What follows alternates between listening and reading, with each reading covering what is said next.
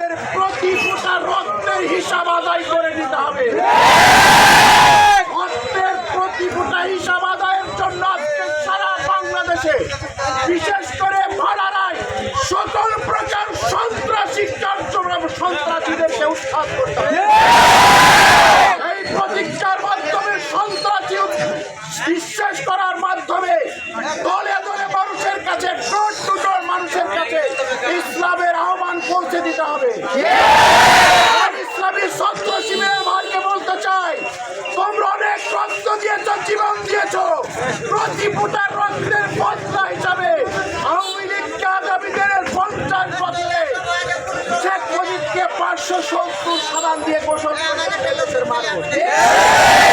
আজকে শেখ হাসিনার 570 সাবানও দেওয়া হবে না।